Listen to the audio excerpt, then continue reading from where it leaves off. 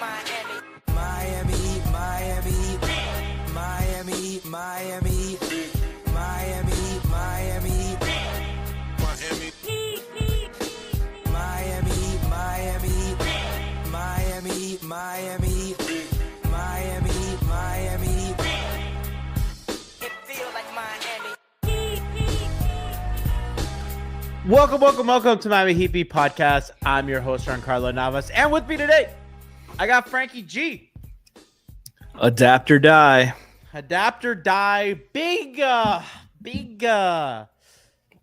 Big series here. Not really a big series, let's be honest. But Miami falls to Cleveland. Ooh, my bad. Miami falls to Cleveland in Game 1 of the first round of the Eastern Conference playoffs, and I thought Franky and I could talk a little bit about some of the things that Miami could do going into Game 2. I think that I watched a lot of Franky and I watched a lot of film today, and I think that there's stuff that's interesting in Game 1 and some stuff that Miami's kind of leaving on the table. Franky, I think the macro takeaways are really Miami has to do a better job of defending Cleveland's pet sets, whether that be the double drag, which is the two screeners in transition that Cleveland does a lot, whether it just be Garland and Donovan Mitchell putting one of the bad guards, particularly Herro, or in last night's case, Hydro, in pick and roll. I think that those are the kind of the big ones defensively, Franky. Absolutely. I think some of the stuff they need to do is the guards have to just do a better job going under on the screens when it's time to go under and taking better angles to cut off the drives. We know Cleveland.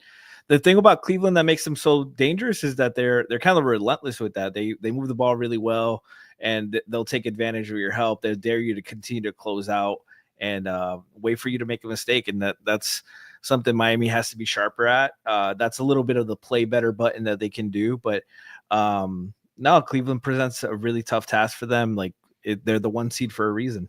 Let's keep it with defense, and before we get into kind of the stuff that Miami can do offensively, let's talk about what they can do defensively. And Chad, to kind of give you a kind of a preview of what we're going to do throughout the week. Tomorrow, Siobhan and Nikias Duncan will be joining us to talk more on the adjustment side. So that'll be kind of more macro, like what are the adjustments that we think the coaching staffs are going to make realistically and what they can do. Frank and I are going to kind of go through the nitty gritty on the film today, kind of like a precursor to tomorrow. So you can look forward to a lot of really fun basketball talk. Franky, let's talk about the defense and in particular Herro. And Herro was targeted a bunch. And I know we talked last night with Alf and Lou. Like one of the things that they can do to kind of improve that is they need some activity with him hedging. They need to not give up the switches so easily. I think that they need to put up a little bit of a fight against the Cavs because Cleveland's offense is really robust. They run a ton of things off one action, whether that is an initial pick and roll. You'll see Cleveland on the other sides of the floor. They're running three other things, and they flow into their sets from each other really, really well. And Miami cannot really they can't take a break. It's going to be constant, like go. And I think that starts with Tyler. Absolutely. And the chat is talking about Spo's job being to keep Herro out of every action on defense. If his man is coming to set the screen, he's going to be involved. He has to be play a lot better. It's not Spo can try to help. They I think we talked a lot ad nauseum about Burks. We'll get more into him today, but Tyler just flat out has to do a better job, and his angles, his closeouts were really poor. I think there is some stuff that he can look at himself and do better. There, we talked about one of the gambles he had, really lazy early possession gamble that just gave the Heat no chance. But for the most part, he's got to just be a lot more consistent and be a lot more disciplined and just be in his spot to make stuff as difficult as possible. Let's take a look at a possession that I kind of liked for Miami, and to kind of go through the reason why I liked it for Miami is because I kind of like how Herro kind of gives a hard show. He really kind of does that hedge that we talk about a lot in defense. So when his man is going to come screen for him, instead of just giving up a switch easy, he just kind of pops out and shows really hard right above the screen. to kind of give people a chance to recover, or to just kind of really put pressure on the ball handler to kind of make a decision quicker and kind of give your help on the back end a chance. So if we want to run this, you see Mobley's going to start screening for Jerome, and Tyler's man is going to come up. And that's kind of typical Cleveland offense. Look at there's 2 guys screening, 1 guy ball handling, 2 guys on the corners, right? The floor is really spread. And Tyler is they just put Tyler in the blender, right? So you have, let's run that back so we see everybody involved for Miami. You have Bam on Mobley, and I believe that's Haywood Highsmith on Ty Jerome, which Eric Spoelstra did a lot of. Like, everybody talks about, like, Herro got fried by Ty Jerome, but, like, they put Haywood Highsmith on him, and it'd be stuff like this. They're calling Herro into the action, and I look how Herro comes out really high, really aggressive. Bam is fighting over. Haywood Highsmith does a great job, kind of tagging the roller, in this case Mobley. Look at that. Look at kind of the force he does. And again, Herro forces them to get rid of the ball. Yep. Right now, look at the front by Haywood Highsmith. Obviously, he's undersized here. Evan Mobley, a lot bigger than he is, an All-NBA candidate. Bam is containing the drive. Herro was able to kind of force a possession, not picked on him. Highsmith, fronting, doing everything. Possession, that action, done. Yep. 12 seconds of the clock now. And that's why the Cavs go so early, because even if you blow up their first action, they're ready to go with the next flow into the next. So let's kind of, so they're gonna come out of this action. Their ball handler's gonna go. I believe that's Merrill, right? Yeah. So now Davion Mitchell is on Donovan Mitchell, and Herro's man is Ty Jerome's gonna come screen again, right? They're gonna try to put Herro in the action. So Donovan Mitchell's gonna come off the screen. Herro, look, immediately jumps out at Mitchell. That's what we need. It cannot be that soft switch or, okay, here's the switch, I'll defend you. They jump out. Look where Bam is. Bam's ready. Everybody makes fun of me. Ready to help at the nail. Highsmith, ready to help. The corner's empty. And look, Tyler stays with Donovan Mitchell. Tyler stays with the ball handler. Kyle Anderson at the nail, ready to help, ready to close out on the shooter. Davion Mitchell, don't think he needed to run after him. Nice, he did. I think this is where Tyler has to be a little bit better. Let's roll it back just a tad here. Yeah. He has to, when you hedge, you're trying to get him to not be able to turn this corner. You see how Tyler's pretty much ass to the baseline right here, flat.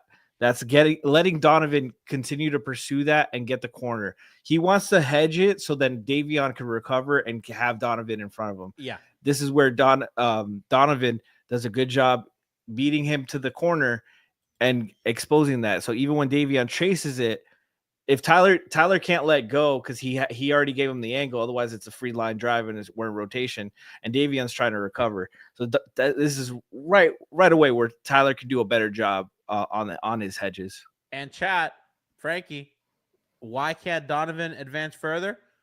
Who's at the nail? Slow-mo's at the nail. That's a good rotation, and that's team defense. Now that is not an easy pass. He's off balance, throwing that pass to Ty Jerome, who's killed them.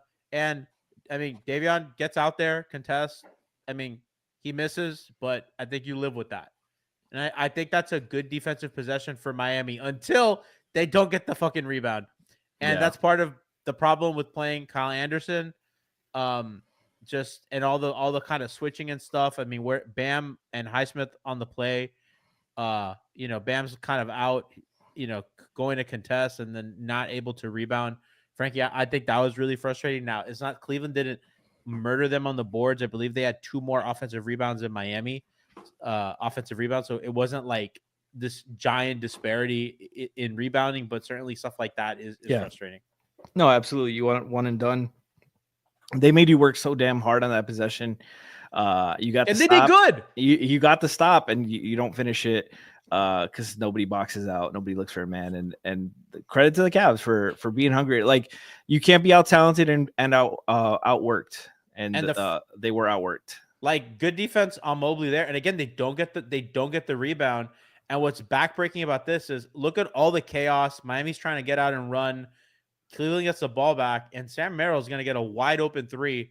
and he's gonna bury it. And that's like really like you don't beat better teams if you're losing possessions like that. Like those are the possessions that you need to win if you're Miami. Like you can't, Frankie, you can't be losing that battle. You can't. I think that's the second quarter. Mm-hmm. Like, you're already down. Is it the second quarter? You're already down. Yeah. You're already down. You want to kind of get in the game seriously. That's frustrating. Yeah. No, it's a big part of the reason why they shot 8 more shots than Miami. Like you need to win the turnovers battles, which we know Spo always harps on, and you need to control the offensive glass on their side of the basketball. They can't get this many possessions. Which Miami, I think they had 13 turnovers for the game. Not great, but it's not, it's not. They could get that number down, but I think that's kind of closer to their average on the year. They just had some pretty bad moments. I think Cleveland had 8 on the night. So again, you're losing that battle on turnovers. You're losing the possession battle. You're not going to win these games. So yeah, I think a lot of Cleveland's game plan was targeting Herro in pick and roll. It was targeting it was Herro, Duncan, and Burke. I thought Duncan by far did the best job at surviving these coverages. But I mean, and I'm not going to run a montage of Darius Garland attacking Herro in pick and roll because there's complications like when they empty the corner on the left side and it's he and Ware. But I just think that's kind of, an important adjustment for them to make as they kind of go forward, Frankie. 100%. And they have to do a good job of that, those little things, man, because they're at the mercy of Cleveland with how Cleveland can throw out lineups with guy like both of those plays. Cleveland had shooters in each corner every possession. Yeah. And they just have the luxury and they can play 4 guys at a time that can all beat you from deep. So that, there has to be some adjustment. Like one of the plays was Okara White, and I'm sorry, I'm letting Okara White. I don't care what he shot. He's going to shoot. If he beats me, you tip your cap to him. I want Okara White to beat me from deep. I do not want Sam Merrill. I do not want Ty Jerome. I do not want Donovan Mitchell. It's all about that. It's all about that. One of those plays here. Again, Mitchell calling for the screen. This is kind of a bit of a this is a bit of a. This is Dean Wade in the corner. Yeah. And this is kind of like another part of their defense that I think has been really good tactically by Cleveland, where they look where I'm going to run this play and apologies to the pod audience. This can't be good. So check it out on YouTube if you can, as we break down film, but Donovan Mitchell is going to put Davion Mitchell in the pick and roll with Haywood Highsmith. And look how early. Yeah. There's 18, 17 seconds on the clock right now. I think it's important, too, that look how high the pick and roll is. Yeah. Cleveland was doing this a lot. They're by the logo, which I think is by design. And we talked a lot about Miami's help defense at the nail. Donovan Mitchell there's no help at the nail. And that's one of the weaknesses that I think Miami's had all year. And look where Bam is. And Bam is on Mobley at the wing, and that's by design. And Herro is in the weak side corner, which means that if the guy to come help is going to be Tyler fucking Herro, who is small and not a great help defender. And I just think this is really smart by Cleveland. Like they're configuring their offense to force certain kinds of help from Miami, which is kind of funny and counterintuitive that they put 2 of Miami's better defenders in the pick and roll. But they know that if they get beat, there's nothing on the back line. And you see Mitchell, that's a tough finish. Like if you're Haywood Highsmith, I think you did a really good job of sticking with him and contesting. And that's a really tough finish by a really great player. But to beat great players, it's a team effort on defense. And one guy alone isn't going to do it unless you're prime Kawhi Leonard. And again, Frankie, I don't know how you feel about this, but I think that Bam needs to gamble a little more and play more and load up on the ball more. And if Evan Mobley is going to kill you by hitting threes and hitting shots, you force Cleveland to make those passes. Like let them execution test them, prove that they could do it. But you cannot let the guards get 2 feet in the paint at all times. And I think like this is a good example of Bam I think you want your guys to help harder and not stay as home as they are. Yeah, I mean, this is also a tough example because he gets to the basket so fast, and Donovan very craftily like weaves. He takes the screen on the other side of Bam. Like yeah, he's really crafty and tactical, and like he like crosses like in front of Haywood Highsmith. Like that's a really tough possession. Like I mean, he's just really fucking good. But yeah, this is something that Cleveland does when they have here. As soon as Donovan gets the angle on Highsmith, excuse me. As soon as he gets the angle and he gets the lane, you see Dean Wade in the corner start cutting, and Tyler's the help. Tyler's supposed to be the weak side help there to step up, but Dean Wade is cutting, and he's like keeping eye level with Tyler to not let Tyler step up and try to dissuade the drive. Normally, Tyler would sink into the help, and Bam would be in the corner to guard two guys and cross out and help the rotations help you out after that. But because of the cut right here, you see him get cut right to the basket. It puts Tyler in a predicament. He's got to either show hard and help and probably pick up a foul or give up a layup on the other side. So, that's a counter they have to work on. And Tyler, if Tyler's in this position in the next game or in the future, he's got to communicate with Bam that we got two in the corner here. So what are we gonna do? And Strus is in the other corner, and slow mo. I think Strus said you don't want to leave a shooter like Strus like open like that. I don't think that's particularly great process, but that's another thing that I think that you're gonna have to. I think for sure Miami's gonna have to make some decisions whether you're gonna let these guys kind of spray out to shooters because these guys are just absolutely mauling you in the paint because Miami just truly could not contain anything off the dribble, and whether it's sets like this or even more simplified sets or just straight up isolation. That's it. I just love this one. Oh, we lost G for a second, and we're gonna try to stall while we get him back. Sorry about that. I don't know what happened. You're good, G. We lost all the plays that were there, so let's talk about. That's so unfortunate. I was gonna laugh at that. This person in chat saying the Knicks are frauds. I'm sure they are. They're always. Wow, that is really annoying. Okay, we had a whole show set up, and because my computer glitched, and okay, so we'll fill time and talk. So we can talk a little bit about their offense too, Franky. I think that their offensive, I think like defensively, those are kind of the big picture items where, those are the things that they're going to have to really like work on and think of.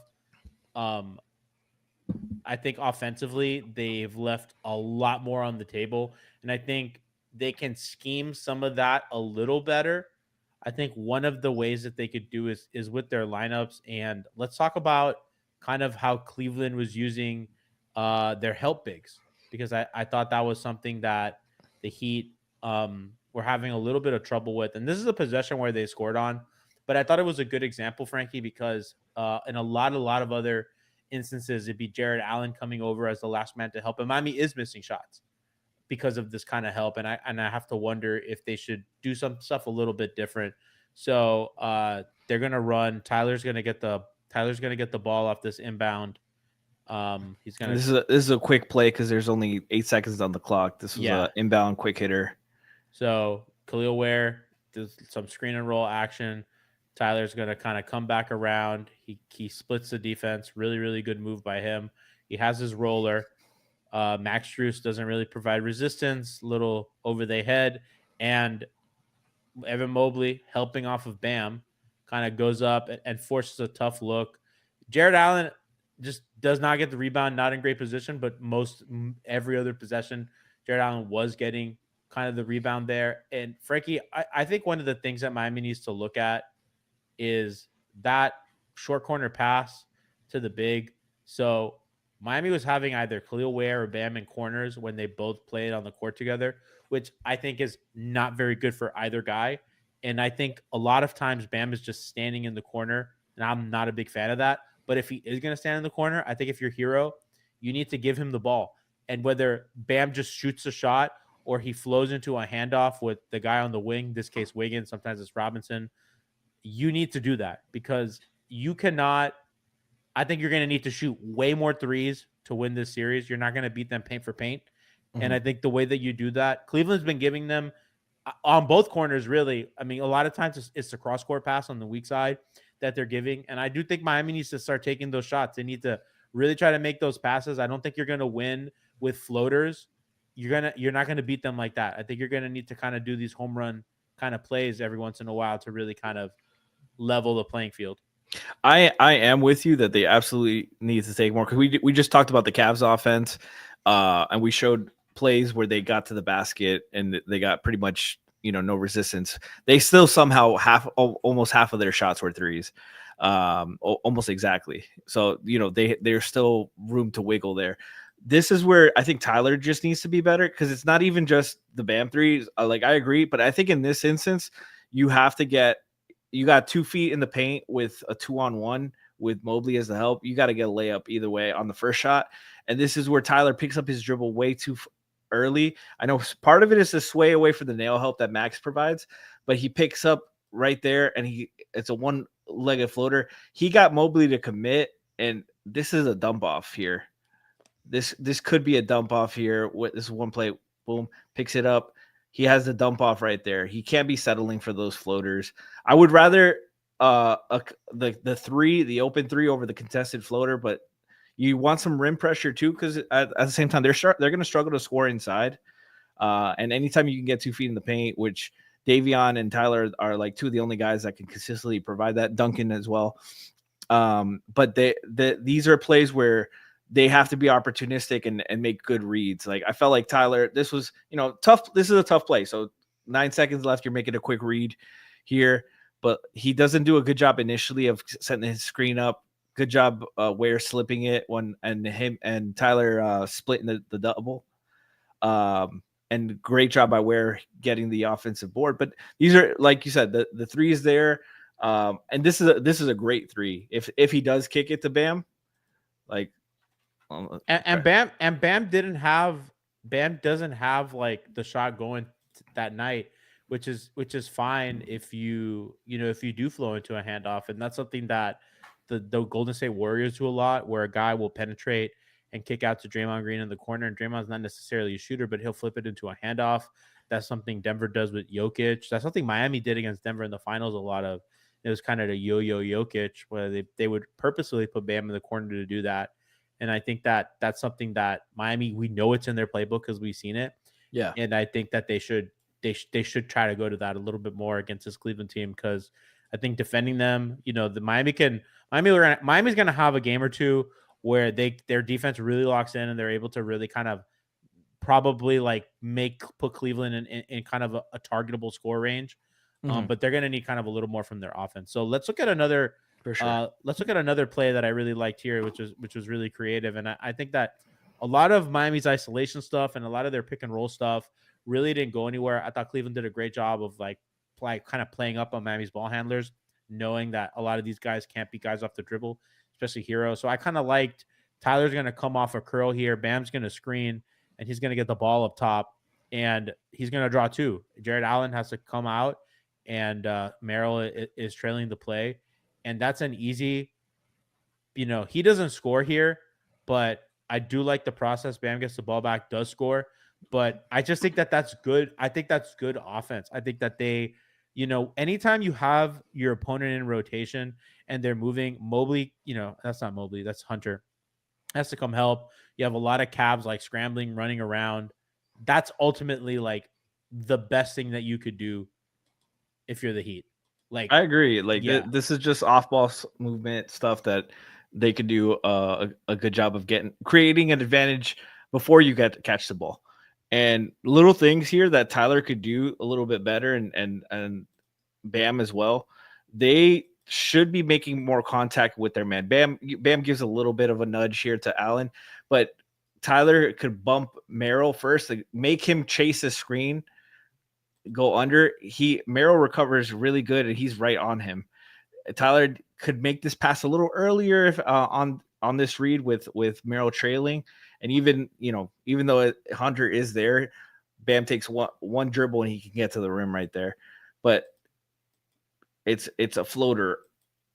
It's another tough floater. Like it's too many tough floaters. That's what we're talking about here. I'm trying to see what the weak side does. He also has a kick here to Wiggins for a quick catch and shoot three. Like it's just options and stuff that they can do a better job of executing. But I mean, look at also when Tyler's taking off. Like Bam has a lob right there. Yeah, like but I guess like my thing is like I like the process, and I think that in the film room, yeah, and I think that obviously like their whole playbook cannot be like, okay, we're gonna run like a funky play like every play, but I think that they need to really focus on diversifying. Look at the movement that they have. Everything flows really nice. It was decisive, and they got a second chance, and they scored it, and they had opportunities.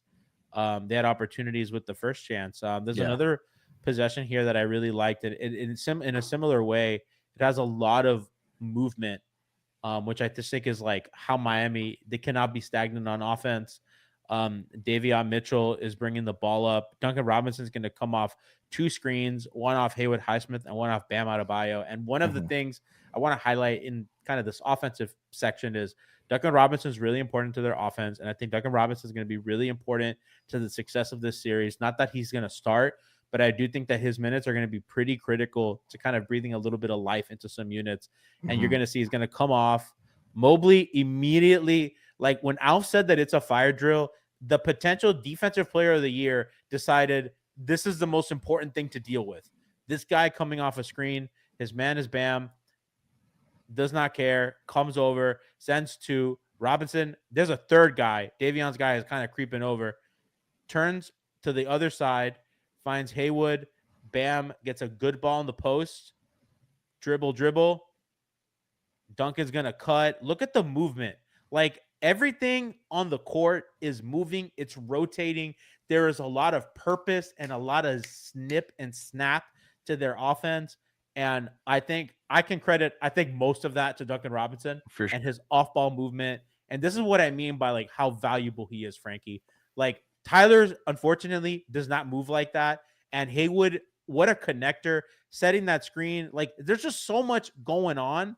And you have Wiggins, by the way, at the end of that possession, who can knock down a 3.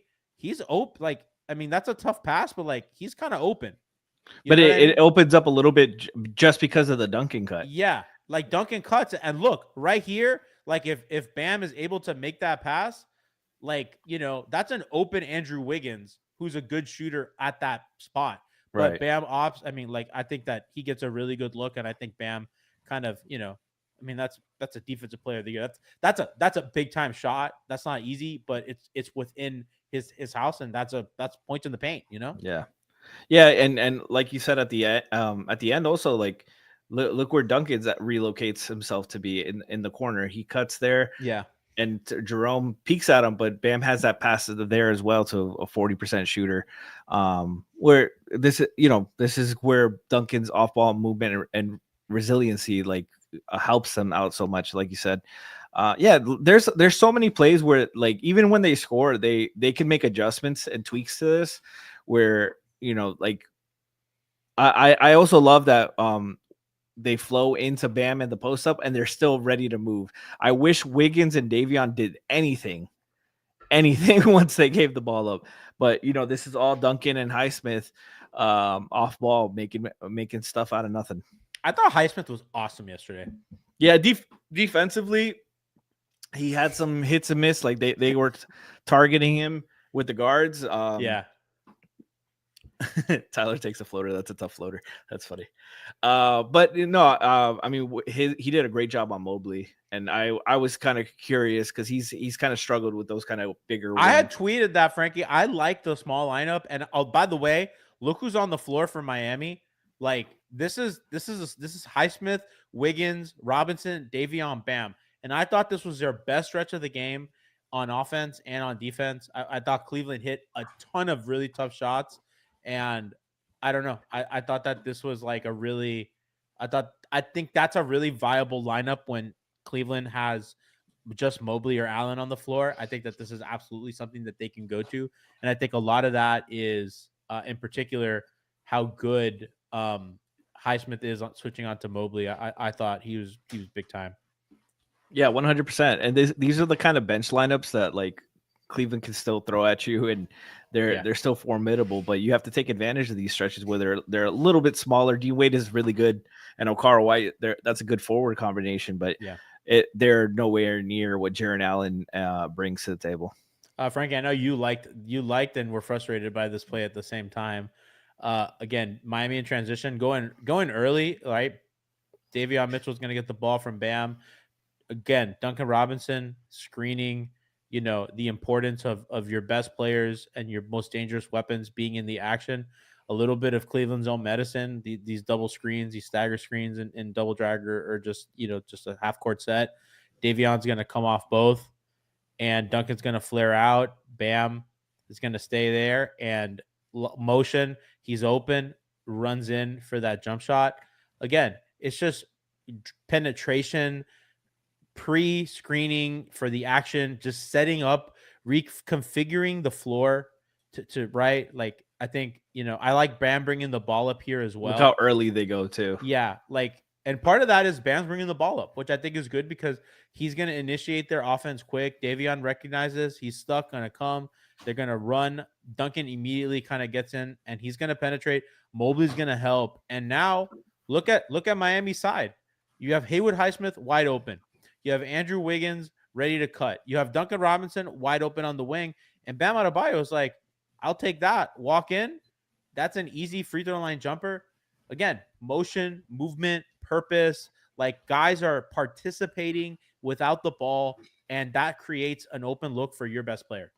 100%. And that's a very comfortable catch and shoot jumper for Bam. I don't mind that shot at all. There's no contest too. Yeah. Mobley is nowhere near the play. It's like, Davion creating the pressure, forcing the help, getting 2 feet in the paint. Mobley's under the fucking basket. Look, Bam's rising. Mobley is in the restricted area. My only thing with this, it's like, and not in this play specifically. I just felt like Bam left them off the hook a little bit. Like, this is a play. Look where Bam catches it. Look where Mobley is. He's practically under the basket. You want him to drive there? I would like. I don't mind it. Like, this one is a bad example. He had the jumper going today. That day but, too. So, but I don't like those jumpers are 250% for me. Like, even on his best days, it's like 50%. He doesn't have days where his jumper where he's automatic 80%, like where he's super efficient. So like some of these jumpers need to turn into one dribble. I'm going to the basket and you're fouling me. Yeah, absolutely. No, I don't disagree. I'm at it though. Yeah, no, and I like I said, I like this, and I think, like, he could have, but I think he dribbles into help a lot. Yeah, so, this one less so because it's a catch and shoot. It's a super easy in rhythm, but like you know the possessions I'm talking about where he's taken a tough like the Mobley one, the one he took a fadeaway before, or he had a tough one. Like, come on, one more dribble, get to the rim. Another, again, this is all in the fourth quarter because Pistons collapsing right now. No, not again. Really? They're only up 4. Yeah, we're live right now during Knicks Pistons. So hopefully Detroit can pull this one 2-point game. God damn it. So one of the last ones I want to show, again, another Duncan Robinson really kind of highlight. Again, I like that Herro, again, 2 guys screening in the play. They're in horns. He's coming out. Mobley gets switched on to Robinson. That's not good because now Herro, the defensive player of the year is out. Great pass by Tyler Herro. Great job. Great penetration. Great pass. Cleveland is totally under the basket. It's just Duncan and Haywood Highsmith. And I want you to see Duncan Robinson catches the ball. 2 Cleveland Cavaliers fly out of the paint. Look at them. Whoop. Duncan pumping. And drives to the basket, misses. Bam's there for the pickup. I love that possession. And I love Duncan Robinson. And I think that, again, Tyler Herro, great job here. Yeah. Stagger screens, pop out. He's gonna drive, draws the help. That's DeAndre Hunter. He doesn't take the tough floater. He does not. He doesn't force that. Gets the help, sees the open man, makes a great pass there on the money. Because that's that pass. And this is one thing like Tyler has improved on so much over the years is his pass location. He puts it on the money for Duncan right here. So Duncan's a threat to rise up and shoot here. Fire drill like you and Alf say, and then boop. He's just such a threat. Yeah. He's absolutely such a threat to them. And I don't really know. There's so much of what he does that I think is just so critical to easy basket to Miami's offense. I just think he's genuinely like one of their most important guys. And I just have really liked what I've seen. I really thought a lot of Miami stuff in the first half was pretty like tough shot making. Yeah. And I thought this half was way more in the flow. I do want to ask you, because I feel like he's kind of skated by, but like, would you and I know you're not a fan, so this is kind of biased here, but what do you think about Wiggins? I'm actually really glad that you said that, because I saw there's a little 2-man game here with Wiggins and Bam that I wanted to bring up, because I actually think that this is where Andrew can really affect the series, because I thought in the first half he made a lot of tough shots. Mm-hmm. And I thought it was a lot of like, okay, Cleveland's collapsing. He's the open guy. And Miami was able to kind of get him out for the 3. And I don't know how much I trust him shooting the ball at volume for them in the series, especially off those kind of broken plays. But I thought this was a really good possession where, they're running side pick and roll with Bam and Wiggins, and Bam's going to get that slip. And again, that pull-up jump shot, I think that's going to be there for Miami the entire series. And I think that's something that if Wiggins, the second guy, doesn't kind of come, Wiggins can kind of find that angle, get to the line, get to the basket. Like Jared Allen, really, obviously, like if we kind of go back to that screen, like Bam's going to screen here, and Jared Allen kind of switches, if we're being honest. And he's in drop, and I think they're icing this. Yeah, and Bam probably hears it, and that's why he slips it. Yeah. So he slips, and if that doesn't happen, I think Andrew Wiggins can get in the paint by the basket. Agreed. And then Mobley's gonna have to help, and now Bam's an offensive rebound, and Khalil Ware's right behind the play. And that's 2 bigs to Cleveland's 1 there. And I think that's an easy jump shot at the elbow, kind of right below the elbow, that Miami's gonna have. Look at Alec Burke getting that cardio in. And I kind of think that that's the kind of space that Wiggins needs to be in. I actually really liked every time that he ran side pick and roll with either Bam or Ware. I would like to see, I got to be honest with you, I didn't see a single time that there was an inverted screen for Wiggins. Not once. So something that I think that Miami has to do a better job of is attacking Cleveland's guards. Now, Donovan Mitchell guarded Wiggins a lot, and I think that, like, here you have to punish. Donovan Mitchell is one of their worst defenders. It's going to be him and Darius Garland, and you need to punish those guys, and you need to put them in actions. And if you're Andrew Wiggins, you are their best guy with size to attack those guys, and I think you need to do it. Yeah, and this is another example of where I feel like Bam is leaving shots on the table here, because there's a lot of hands here, so you're risking it with that, with having him dribble in traffic, potentially get deflected and turning it over. So I'm not entirely mad. This is a good rhythm shot for him, but you would like to be able to take one dribble, force Mobley to make a decision, because then he has the lob to Ware, or if Mobley denies it, he's got to go backpedal, and Bam has a drive to the rim. So like these are things where they can be a little bit more aggressive. Like I think you might have to live with Bam turning the ball over a couple of those possessions, just so you can get more easier shots at the rim. I don't think that that's the worst thing in the world. And yeah. Because like Bam shot 6 free throws, 150%. Like he'll be better on that, but like they're not going to win this series shooting 10 free throws as a team, or 12 free throws, whatever it was.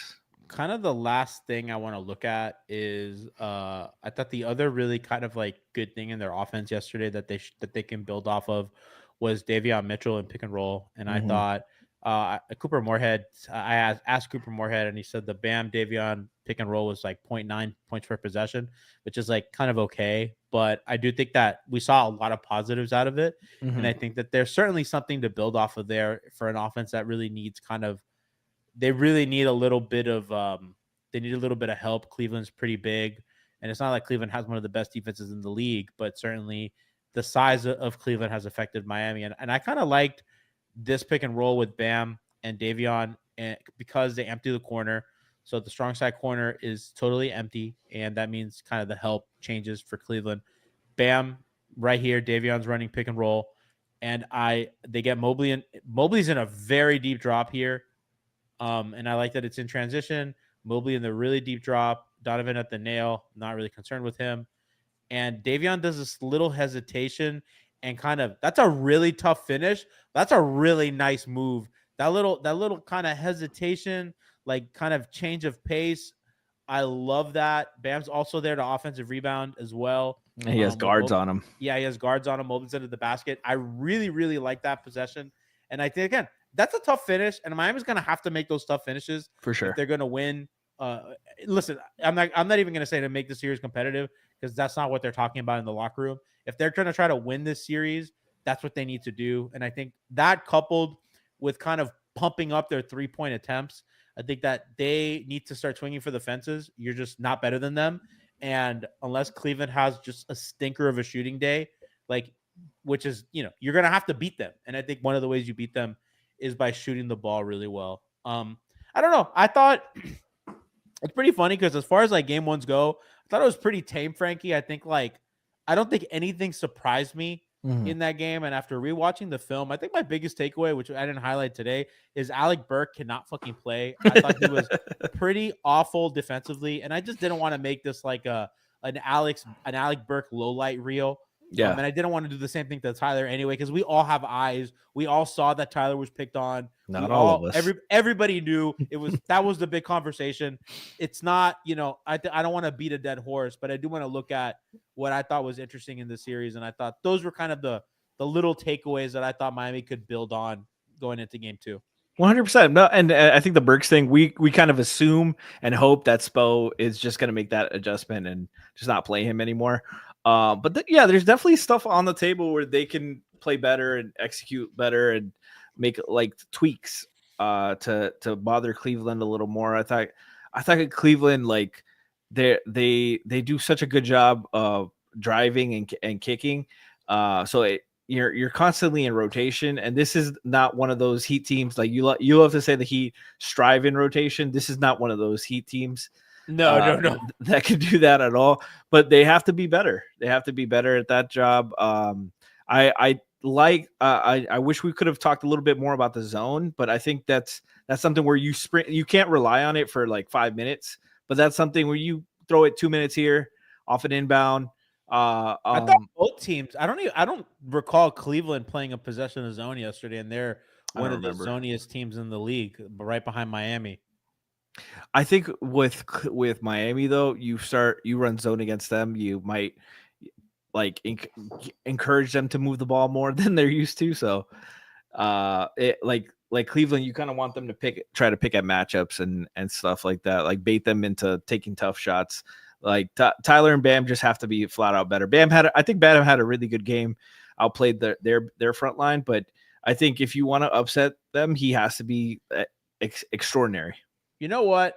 Let's do one more play for the road. I had this one flagged, and I did a video on this on the Heapy channel about one of my favorite kind of NBA sets, which is horns, and I thought Miami had a really good possession out of horns here.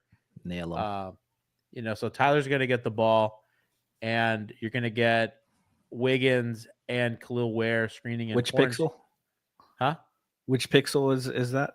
Which pixel is what? Is where I can't. The resolution is so bad. There we go. It's getting better. Okay, well, it's fine for me. I'm sorry, Chad. No, it's good. It's all good. I was just StreamYard's being a little funky, Chad. I'm really sorry. I hope that this is all really visible to you. It is to me on my end, so hopefully. So Hero's here. He has a nice horn set with Wiggins on one side and Ware on the other. And I like, Wiggins is gonna go. Ware's gonna get the ball. They're gonna flip it into a pick and roll. Tyler really nifty dribbling. Ware's going to roll, and Tyler's just going to be aggressive, kind of works the possession, works the switch. Tank. And listen, that's big time credit to Herro. You know, that switch comes, right?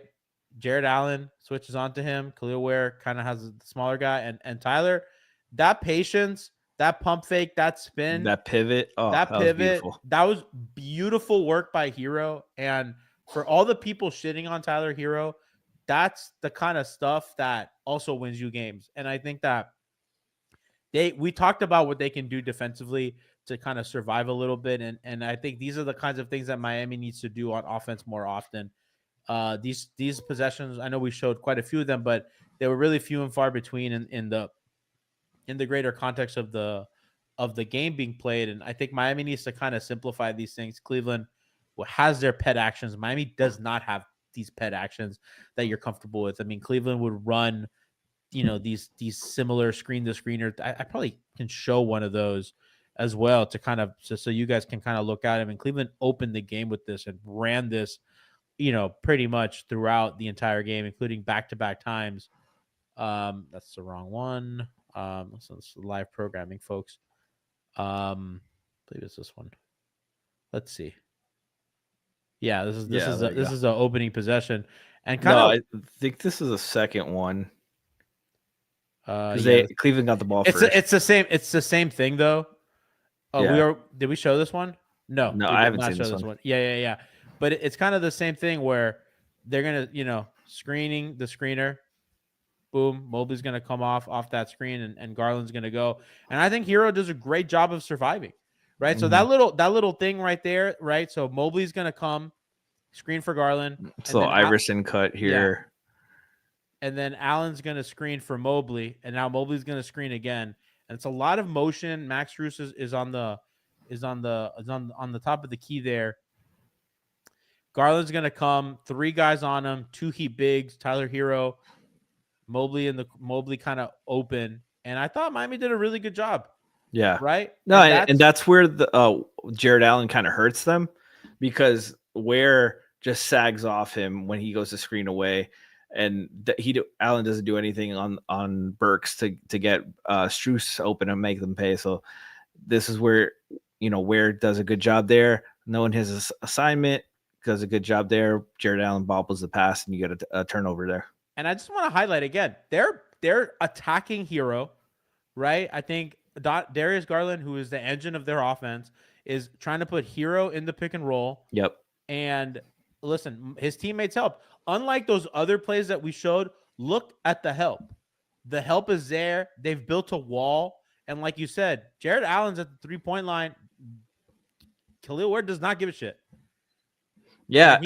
And he comes in good hands, kind of being ready. Because even if he caught that ball, I mean, that's still tough. If you're Jared Allen, like, you have another 7-footer on you, you're gonna have to make a contested look, and you're not gonna be in position of offensive rebound. So I don't know. Just there's ways that Miami can make this work. And I know that, like, I was joking. I was tweeting Cavs in 3 because it looked a little helpless. and I saw the shot quality tweets. Miami's kind of like expected shot quality was not very good yesterday. I saw Krishna Narsu of Nylon Hoops tweeted out. But I think that there's ways that they can make this work, Franky. There's a world. My thing, for sure we've gone long here, so I don't want to talk too much about it, and we haven't really discussed this, but I do want to, like, just watching that last play and just remembering, like, clips from the game. I think you were very adamant that you liked Miami's small ball the best. Yes. I think the problem, on offense, but I think the problem with that, I think in this series, Cleveland is better suited to play small ball. And plus, you know, that's not even talk about making the playoffs, given Ware and all these young guys experience. And I thought Ware was awful. You don't have to dive in too far to tell that. But I think that if Ware has a better game, I think you're gonna want to force them to play big, because I think that's your best way of matching up with them. Because if they go small, and the Heat go small as well, they don't have the resistance at the rim, nor on the perimeter to defend the Cavs. Like, they might score more efficiently, But I think this has to be an ugly series, in my opinion. What do you think about that? I think Miami's gonna have to, and they're gonna have to make it ugly as shit. And I think agree. that their defense is gonna be their strength. I think they got into the play-in with really hot shooting, and they ended the season shooting the ball really well. But I think ultimately what their personnel is going to be best at is defense. I think that they have a lot of guys who are like really exceptional defenders. And I think even a guy like Wiggins, who I've not been impressed with, is a defensive player. And I think if they can tap, and I think this is a series, which I thought his defense was pretty fine on the guards today. I did not like him on Mitchell. I think he should defend Garland. I did not like Davion Mitchell on Donovan. I would prefer Davion Mitchell on excuse me. I like Davion Mitchell on Donovan Mitchell more than Garland. I thought that they have to flip that matchup. I think Wiggins with the size will kind of better affect Darius Garland. And I think that, why are you laughing? I just noticed my dog is in the corner of my screen and just big chilling. But I think that the way that you muck it up is with your size, right? It's like you can use that to your advantage. Miami has suddenly become a pretty big, long team. And I think like Cleveland's guards are small. And I think Cleveland's guards are really the engine. And I honestly, Franky, I think you got to make Mobley beat you. Yeah. I'd rather Mobley beat them than the guards. And I know that that's a difficult proposition. And by doing that, you make Mobley's life easy, right? Because like I think that to make Mobley beat you, you just don't have the personnel to just play that straight up. Mm-hmm. You have to, you know what I mean? Like you're gonna have to like overload on the guards, like we talked about on that Bam defensive possession. Mm-hmm. And you're just gonna have to make that guy prove to you that he can beat you. I know Donovan Mitchell can beat them. For sure. I know that. I don't have to ask. I've seen enough guards cook Miami, but I don't know. I think you can make it. I think Spo can make it interesting. He's coached a pretty conservative game one. Let's see how he looks for game two. I agree with that completely. And plus, like, I think Cleveland has three like Okaro White. I respect him. He's a good player. It's no disrespect to him at all, but he is better suited to be like the fourth option as a shooter, like your fourth best shooter on the court. Very, very great defender. But I just think like you have Okaro, you have Mobley, you have Jared Allen, you have three guys that I'm not super afraid of. Mobley is great offensively. Like I point his playoff series against the Celtics last year, he was fucking phenomenal. And he's got that potential to beat you. But we have fucking Bam Adebayo. I'm not afraid of him going crazy. That we throw Bam at him and we can shut the water off there. But we have to try to get them to try to use those guys to beat you. And I think like when you stay small, you have too many options for Cleveland to attack and the guards to take advantage of. And I think that like Spo has to be a little bit more unconventional than he's used to. I agree. Especially because you know how reluctant he is to play big. Well, I've liked the small stuff, but I think that this is a series for both of those styles. It's about the motion with the ocean. About the motion with the ocean. Oh yeah, baby. But and one last chat. Okay, go ahead. Yeah. Just about like the Nico Ware thing. Like I think you can play them both. And you're not sacrificing size. Are we sure Ware is going to play? I think he has to. I think he has to, but I think they give him a talking to and be like, bro, this your fucking effort didn't cut it. Your performance didn't cut it. Like, did they talk to who? Where? Yeah. Which is so funny because I think most of the things they showed of Ware on film were good. I got to be honest, chat, as you saw yesterday, I was a little after if you watched the post game last night, Alpha and I were really hard on Ware. Watching the film, I am less hard on Ware. Still not happy with this defensive performance. For sure. And some of that is just you're playing against an experienced core in your first big playoff settings. That's your first playoff game. So like there's some nerves and stuff to work out. But like you're if you're Bam, like I love the mic'd up segments where Bam is talking to Ware. Bam is constantly coaching Ware. Bam, I gotta be honest with you, Bam is locked the fuck in. Nobody's locked in on this team. I don't even think Spo's is locked in as Bam. And Bam, by the way, if you look at Bam, at the end of the game, he's seething. He is not like other guys on the team are probably like, yeah, whatever, happy to be here. That motherfucker's like, I want to win. I love that guy. Fuck you, Moose. I never want to trade him. I don't know. I'm not like a mentality guy. I fucking love his mentality, Franky. From what you're saying, the coaching, taking everything fucking serious. I love that shit. Bro, last year they went down 2-1 to Boston, and he's like, you guys, like, we need to fucking play a lot fucking better at home if we want to fucking win this series. We have guys here, like, we can get Jimmy back in the play in the next round. We have Kevin, who he doesn't know how many more years he's gonna play. He was fucking amped up to play and believed they could win. Like that's the thing. When you're a player, you're a coach, you know there is a fucking avenue to win.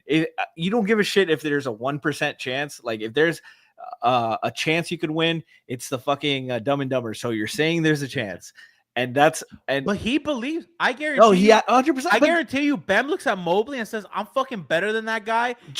Yeah. Like when they played the Celtics in 2023. They had ESPN gave them a 3% chance. They have shit on their resume of being the underdog. They know that if they execute, they can win these fucking games. They don't give a shit about the odds, the obstacles. They know if they execute, they do what they're supposed to do. Yeah. Spo and the staff, for all their criticisms, and deservedly so, they know that they can make a game plan to win. Now it's on the fucking players to execute. I didn't think the staff was super sharp this first game, but I do trust them to fucking come out with a plan for game 2 to get them a win. I expect there to be differences, not just play better. They're going to need to get one of these 2 games on the road. And again, I'm talking like they talk. I'm talking like they're trying to win. They're not trying to make it a series. Yeah. They're in the mentality I know that they have is they're not saying that they're trying to. Franky, last time before we get out, I saw somebody on Twitter say something interesting that instead of starting Davion Mitchell, because of all we talked about, it's with the second unit and stuff like that. Okay. That instead of starting Davion Mitchell, somebody suggested that they could start Pelle Larsson, which I have seen Spo do crazier things. I saw Spo start. What was it? Dexter. Huh? Dexter Pittman. Dexter Pittman. I was going to call him Dexter Pondexter. Dexter Pittman. I forgot his last name. I saw Spo start Dexter Pittman in a conference finals game. I've seen crazier things happen. And shout out to NBA champion Ronnie Turiaf. Shout out to NBA champion Ronnie Turiaf. How sad was Eddie Curry. Yeah, but how sad was the state of that Heat team where I was like, Ronnie Turiaf, that's good enough for me at the center position. That like this guy can catch the ball. Hell yeah, Franky. Ronnie Turiaf will get minutes on this team right now. You think so? Absolutely. I don't know. Absolutely. He's actually one of the guys. They actually need a third big. This is an off-season conversation, but really, watching this series, I'm like, they need a third big. Imagine drafting a backup center and still needing a backup center. Well, that's what a strategy. Chat's like, didn't Pelle play really good against Mitchell last game too? He did. I think there's a world where now I wonder if they don't because they're worried about just like the lack of shooting with where Bam and Pelle. But I don't think it's crazy if they start him and then bring Davion off the bench to kind of keep that, or if they bring Davion off the bench to then play Pelle Larsson with Robinson and those guys to kind of help bolster that. I don't think that's crazy. I think there's a world. I actually don't know if they introduce both Jovic and Pelle. I don't think they would do that to their rotation at this point in the game. I think only one of them gets in. Franky, I don't know if you think that that's crazy, even though we've gone an hour and we're trying to wrap. I was talking to Lou about this after the game, after the show last night too. But I think Pelle is just a little too raw. I'm scared about the whistle, the shooting, and like he's just a little bit too much of a wild card to start, in my opinion. Like I think it's a better option than Burks, but I think if you're not gonna start Davion, I would rather. The wild card I would go with is Nico, just to supersize and hope the playmaking and shooting is enough to really flip their heads. But Sposo reluctant to fucking play the Nico, Bam, and Ware together at any point. I highly doubt he would start him. But I prefer Pell to Burks, but I think Davion's just the simpler fix. I don't disagree, but I thought it was an interesting tweet I got, and I thought we'd entertain. I would rather see it. I would rather see it than Burks for sure. I mean, I'd rather see a lot. I want to actually let me credit who said that, because I thought it was like a pretty interesting lose burner. That's what it is. It's lose burner is whatever, if you know who you are. Credit to you. Yeah, shout out to you. So we'll be on tomorrow with Nikias and Shaban. I will talk to two very brilliant people about what they think the adjustments for Miami is going to be on a macro and on a micro level, and also what they think Cleveland's going to do, because I think Cleveland left a lot on the table too. DeAndre Hunter did not really have an impact. I thought Garland, as well as he played, could have even played better. Donovan Mitchell obviously had some shooting struggles. We talked about kind of the Evan Mobley, I thought, had a really poor offensive game. And I'm sure that Cleveland's going to try to get him more involved in game 2. So we're going to look at all those things tomorrow with Nikias and Shaban. Thank you for joining us. And I'm just really happy that we're in the playoffs and we're having fun. We're covering this wall to wall. Fuck the Knicks. Let's go. 20th pick till we bleed. Oh, yeah, that's right. The Heat, in a weird series of tiebreakers, have the 20th pick via the Golden State Warriors. Franky, draft beat is on the case. We're so mad because we know there's a very good chance. Like that's the part of the draft where like there's a lot of similar players this level. So there is a very good chance that he gets somebody at 20 that's just as good as the 11th guy. So Alpha's gonna talk shit. We know that. We're fucking anticipating it. We're already complaining because we know this is likely to happen. But I digress. Draft Beat's ready. Draft Beat's fucking ready. Love you, chat, for rocking with us. And again, all week, wall-to-wall coverage. Wednesday is game 2. And Thursday, Tiffany Meeks, myself, Bob Schmidt of Cleveland Radio will be on. Let's go Heat. Let's go Pistons. And let's go Liverpool. Heat in 5 means you lose 1. Liverpool needs one more, boys. One more.